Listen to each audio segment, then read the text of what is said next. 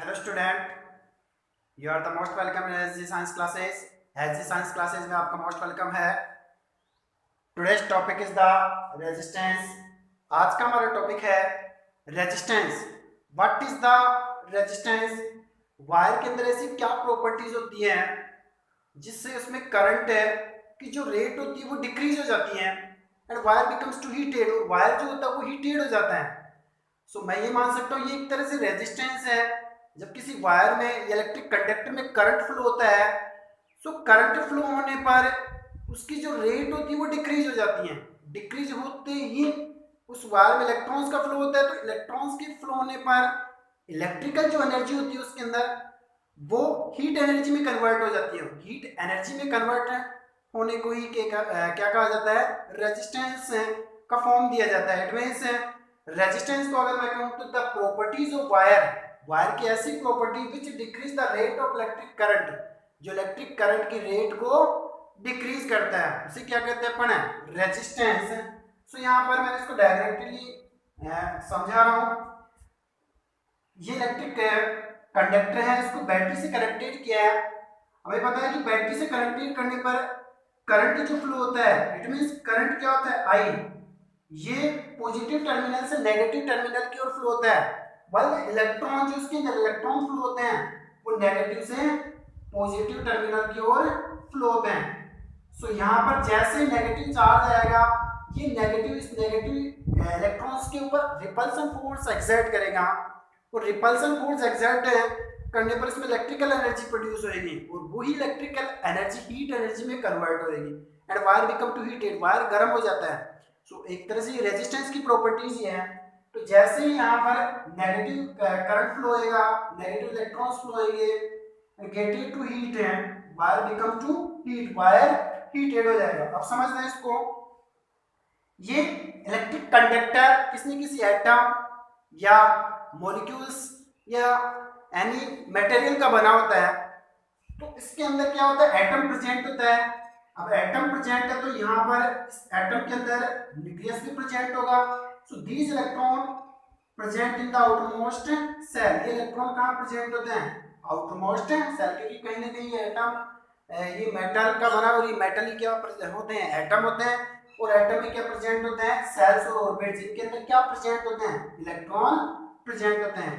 तो ये न्यूक्लियस के अट्रैक्शन फोर्स से कनेक्टेड होते हैं, इनके ऊपर न्यूक्लियस का अट्रैक्शन फोर्स एक्सर्ट होता है। बट ये इलेक्ट्रॉन जब ये मोशंस करते हैं, यहाँ पर रिपल्सन फोर्स, नेगेटिव नेगेटिव जो फोर्स एक्सर्ट हो रहा है, रिपल्सन फोर्स, इसके कारण ये इलेक्ट्रॉन क्या करते हैं? फ्रीली मोमेंटम करना स्टार्ट कर देते हैं। फ्रीली मोमेंटम यहाँ से यहाँ तक मोशन करना स्टार्ट कर देते हैं।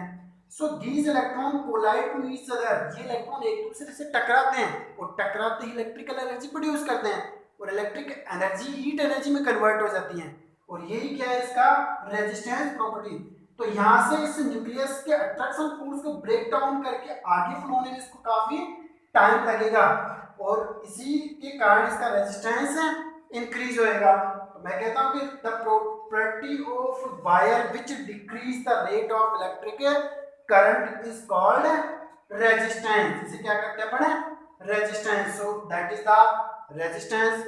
नेक्स्ट है the depend on resistance. Wire में ऐसी क्या क्या प्रॉपर्टीज होती हैं जिनके ऊपर रेजिस्टेंस डिपेंड करता है? ऐसे क्या वायर के अंदर ऐसे क्या फैक्टर प्रेजेंट होते हैं जिनके ऊपर रेजिस्टेंस डिपेंड करता है? कुछ वायर ऐसे होते हैं जिनका रेजिस्टेंस ज्यादा होता है, कुछ वायर ऐसे होते हैं जिनका रेजिस्टेंस कम होता है। So there are be four factor on which the resistance depend. यहां मैं फोर फैक्टर शो कर रहा हूं जिनके ऊपर रेजिस्टेंस डिपेंड करता है। फर्स्ट है length of wire. First factor है length of wire. Second cross sectional area, उस वायर का cross sectional area. Third temperature. Third point मैंने बताया कि उस वायर पर कितना टेम्परेचर एक्सर्ट हो रहा है। फोर्थ है material of wire. Material of wire, उस वायर का मटेरियल क्या है? वो वायर कौन से मटेरियल से बना है? जैसे silver, copper, gold. So there are be different different resistance of different different material कि अलग अलग वायर अलग अलग मटेरियल से बने हैं तो उनका रेजिस्टेंस भी डिफरेंट होता है। So there are be 4 factor on which the resistance depend. यहाँ 4 फैक्टर है जहाँ पर रेजिस्टेंस डिपेंड करता है। Length of wire, cross sectional area, temperature, material of wire, wire की जो लंबाई है या वायर का एरिया है, उसका जो मोटाई है या उसके ऊपर कितना टेम्परेचर एक्सर्ट हो रहा है, या फिर मटेरियल ऑफ वायर वो किस मटेरियल का बना है, सिल्वर, कॉपर, गोल्ड किसका बना हुआ है। So there are be 4 factor on which the resistance depend. So first factor is the length of wire. इसका जो फर्स्ट फैक्टर है वो लेंथ ऑफ वायर। सो यहाँ पर टॉपिक हुआ फैक्टर्स और which resistance depend। ऐसे कौन कौन से फैक्टर जिनके ऊपर resistance depend. First is the length of wire. Wire की जो लेंथ है, लंबाई है, उसके ऊपर डिपेंड कैसे करता है ये। जैसे मान लो ये वायर है,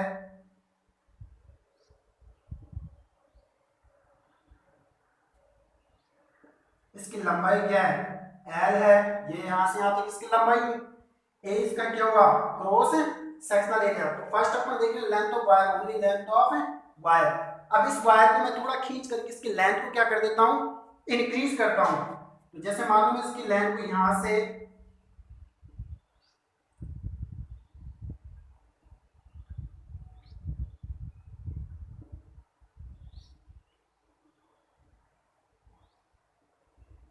इंक्रीज करता हूं, लेंथ ऑफ वायर जैसे मान लो 2l कर दी, l यहां पर इस कि लेंथ ऑफ वायर है और इसको मैंने खींच करके इसको डबल कर दिया, 2l कर दिया।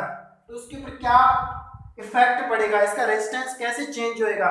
तो मैं ये कह सकता हूं लेंथ ऑफ वायर का रेजिस्टेंस डायरेक्टली प्रोपोर्शनल होता है। इट मींस मैं ये कह सकता हूं the resistance is the directly proportional length of wire. Equation number first है कि किसी भी इलेक्ट्रिक कंडक्टर या वायर का अगर लेंथ बढ़ाया जाता है तो इसका रेजिस्टेंस भी इंक्रीज। तो मैं ये कह सकता हूं the resistance of any electric conductor is the directly proportional length of wire. It means जैसे जैसे लेंथ ऑफ वायर, लेंथ यानी लंबाई को बढ़ाते जाएंगे वैसे वैसे रेजिस्टेंस इंक्रीज होता जाएगा। सो that is the first equation of length of wire on which the resistance depend. अब इसका ग्राफिकल रिप्रेजेंटेशन देखते हैं लेंथ ऑफ वायर का। तो ग्राफिकल रिप्रेजेंटेशन में जैसे मान लो मैंने यहाँ ग्राफ बनाया है, यहाँ पर रेजिस्टेंस लिया है और यहाँ पर length of wire. So that is the R means resistance and L means length of wire. यहाँ पर इक्वेशन से देखना है कि लेंथ ऑफ वायर के डायरेक्टली प्रोपोर्शनल। तो जैसे लेंथ ऑफ वायर इंक्रीज करेंगे रेजिस्टेंस भी क्या होगा, इंक्रीज। इट मींस यहाँ से स्टार्ट करते हैं, तो जैसे जैसे लेंथ ऑफ वायर इंक्रीज करते हैं वैसे वैसे रेजिस्टेंस भी इंक्रीज होता जाएगा। इट मींस जो ग्राफ का जो स्लोप है वो कैसा जाएगा, स्ट्रेट लाइन में जाएगी ग्राफ। इट मींस जैसे जैसे लेंथ ऑफ वायर इंक्रीज करते जाते हैं वैसे वैसे रेजिस्टेंस भी इंक्रीज होता जाता है। सो that is the graphical representation of length of between resistance and length of wire. Wire की लेंथ और रेजिस्टेंस का ग्राफिकल रिप्रेजेंटेशन है। जैसे मैंने लेंथ ऑफ वायर इंक्रीज की है वैसे ही रेजिस्टेंस इंक्रीज होएगा। तो इसकी जो लाइन होगी वो कैसे होगी, स्ट्रेट बनेगी। सो that is the very important in exam idea. अगर ये देखा जाए तो एग्जाम आइडिया की इंपॉर्टेंट काफी ज्यादा इंपॉर्टेंट है, ये क्वेश्चन हमेशा पूछा जाता है। सेकंड पॉइंट है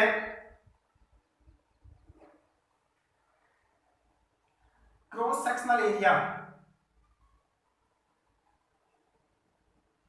cross sectional area, cross sectional area means wire की थिकनेस। इट मींस इसकी अगर मोटाई बढ़ाते हैं तो क्या होता है। सो अगर मैं देखूं तो resistance is the inversely proportional of cross sectional area. Cross sectional area का इनवर्स। जैसे मान लो ये वायर है, इसके क्रॉस सेक्शनल एरिया को क्या कर दिया मैंने, इंक्रीज कर दिया, इसको कंप्रेस कर दिया, तो क्रॉस सेक्शनल एरिया क्या हो गया, इंक्रीज हो गया।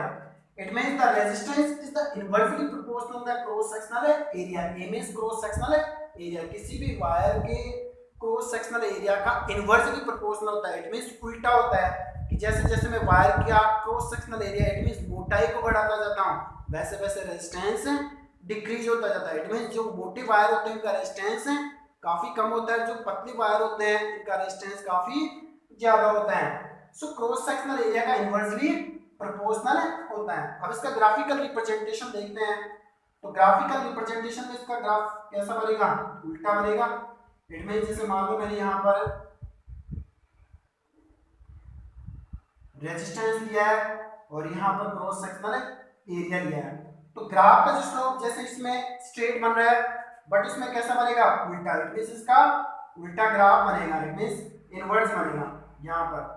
तो ढाल कैसे जाएगा इसका slope, just opposite. A means cross sectional area and R means resistance. So there are the graphical representations between resistance and cross sectional area, and the slope will be, इसका जो स्लोप है वो उल्टा बनेगा। इट मींस यहाँ पर length of wire में सीधा बन रहा था, बट यहाँ पर कैसा बनेगा, उल्टा बनेगा, because there are be inversely proportional of the resistance. Resistance इसका इनवर्सली प्रोपोर्शनल होता है। नेक्स्ट है, अगर अपन बात करते हैं यूजिंग, यहां पर नोट है,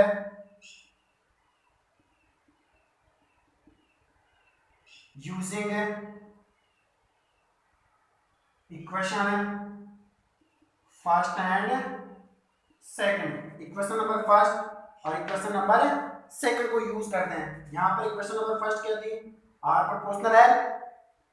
सेकंड इक्वेशन क्या है, R inversely proportional cross sectional area. So अगर अपन फर्स्ट और सेकंड इक्वेशन को यूज करते हैं तो इक्वेशन नंबर थर्ड पे प्रेयर करते हैं। So R L upon A, that is the equation number third using of equation number first and second. Equation number first और सेकंड को यूज करके मैंने इक्वेशन नंबर थर्ड प्रिपेयर की है। इस इक्वेशन नंबर थर्ड में इक्वेशन नंबर फर्स्ट और equation number second represent हो रही है। इट मींस अगर मैं इस एरिया को कवर करता हूं तो यहाँ पर इसका डायरेक्टली प्रोपोर्शनल शो हो रहा है जो इक्वेशन नंबर फर्स्ट है, और अगर इसके लेंथ को कवर करता हूं तो इसका इक्वेशन नंबर सेकंड रिप्रेजेंट हो रहा है। नेक्स्ट है, अब इसको आगे सोल्व आउट करते हैं। मैंने बताया कि are L upon A equation number third है, प्रोपोर्शनल के साइन को रिमूव करते हैं। R इज इक्वल के इंटू एल अपॉन ए, इक्वेशन नंबर फोर्थ। यहाँ पर इक्वेशन नंबर फोर्थ प्रिपेयर किए मैंने। के क्या है यहाँ पर, K is the constant, there are no change it's value, इसकी कोई वैल्यू चेंज नहीं होती। के कांस्टेंट वैल्यू है।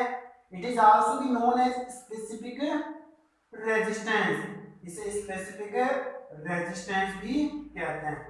So K is the specific resistance of wire. इस तरह से ये रेजिस्टेंस ही होता है। सो कांस्टेंट वैल्यू होती है, ये कभी चेंज नहीं होता है। यहाँ पर K फाइंड आउट करते हैं, इसको इधर लिख सकते हैं K into L upon A is equal R. यहां से K फाइंड आउट करना है। So K is equal R into, ये ऊपर चला जाएगा, ए अपॉन एल। यहाँ पर ये इक्वेशन नंबर फिफ्थ। यहाँ पर K फाइंड आउट हुआ है, K is equal to R into A upon L. If अगर अपन देखते हैं एरिया, इस वायर का जो एरिया होता है वो किस में होता है, मीटर स्क्वायर में होता है।